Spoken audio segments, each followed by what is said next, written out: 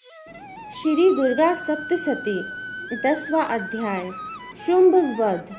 महर्षि मेधा ने कहा, हे राजन, अपने प्यारे भाई को मरा हुआ तथा सेना को नष्ट हुई देखकर क्रोध में भरकर दैत्यराज शुंभ कहने लगा, दुष्ट दुर्गे, तू अहंकार से गर्व मत कर, क्योंकि तू दूसरों के बल पर लड़ रही है। देवी ने कहा, हे दुष्ट, देख, मैं तो अकेली ही हूँ। इस संसार में मेरे सिवा दूसरा कौन है? यह सब मेरी शक्तियाँ हैं। देख, यही सब की सब मुझ में प्रविष्ट हो रही हैं। इसके पश्चात ब्राह्मणी आदि सब देवियाँ उस देवी के शरीर में लीन हो गई और देवी अकेली रह गई। तब देवी ने कहा, मैं अपनी ऐश्वर्य शक्ति से अनेक रूप में यहाँ उपस्थित हूँ। उन सब रूपों को मैंने समेट लिया है। अब अकेली ही यहाँ खड़ी हूँ। तुम भी यहीं ठहरो। महर्षि मेधा ने कहा। तब देवताओं तथा राक्षसों को देखते देखते देवी तथा शुंभ में भयंकर युद्ध होने लगा। अंबिका देवी ने सैकड़ों अस्त्र शस्त्र छोड़े। उधर दैत्यराज ने भी भयंकर अस्त्रों का प्रहार आरंभ कर दिया। देवी के छोड़े हुए सैकड़ों अस्त्रों को दैत्य ने अपने अस्त्रों द्वारा काट डाला। इस प्रकार शुंभ ने जो अस्त्र छोड़े उनको देवी ने अपने भयंकर हुंकार के द्वारा ही काट डाला। दैत्य ने जब सैकड़ों बाण छोड़कर देवी को ढक दिया तो क्रोध में भरकर देवी ने अपने बाणों से उसका धनुष नष्ट कर डाला।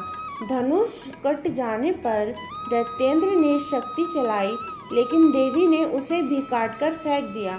फिर दैत्येंद्र चमकती हुई ढाल को लेकर देवी की ओर दौड़ा, किंतु जब वह देवी के समीप पहुंचा तो देवी ने अपने तीक्ष्ण बाणों से उसकी चमकने वाली ढाल को भी काट डाला।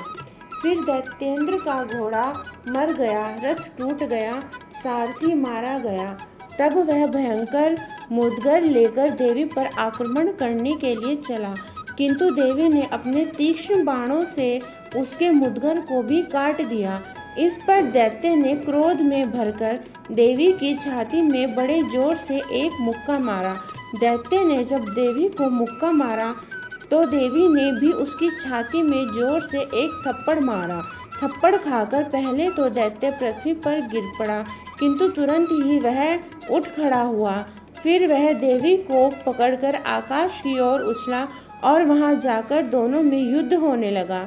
वह युद्ध ऋषियों व देवताओं को आश्चर्य में डालने वाला था। देवी आकाश में दैत्य के साथ बहुत देर तक युद्ध करती रही। फिर देवी ने उसे आकाश में घुमाकर पृथ्वी पर गिरा दिया। दुष्टात्मा दैत्य पुनः उठकर देवी को मारने के लिए दौड़ा। तब उसको अपनी ओर आता हुआ देखकर देवी ने उसकी छाती विदीर्ण करके उसको पृथ्वी पर पटक दिया। देवी के त्रिशूल से घायल होने पर उस दैत्य के प्राण पखेरु उड़ गए और उसके मरने पर समुद्र, द्वीप, पर्वत और पृथ्वी पर सब कांपने लगे। तदंतर उस दुष्ट आत्मा के मरने से संपूर्ण जगत प्रसन्न व स्वस्थ हो गया तथा आकाश निर्मल हो गया। पहले जो उत्पात सूचक मेघ और उल्कापात होते थे वह सब शांत हो गए। उसके मर जाने पर नदियां अपने ठीक मार्ग से बहने लगी। संपूर्ण देवताओं का हृदय हर्ष से भर गया और गंधर्वनियां सुंदर गान गाने लगी। गंधर्व बाजे बजाने लगे और अप्सराएं नाचने लगी। पवित्र वायु बहने लगी। सूर्य की कांति स्वच्छ हो गई। यज्ञशालाओं की बुझी हुई अग्नि अपने आप प्रज्वलित हो उठी तथा चारों दिशाओं में शांति फैल गई। 10वां अध्याय संपूर्ण। जय माता दी।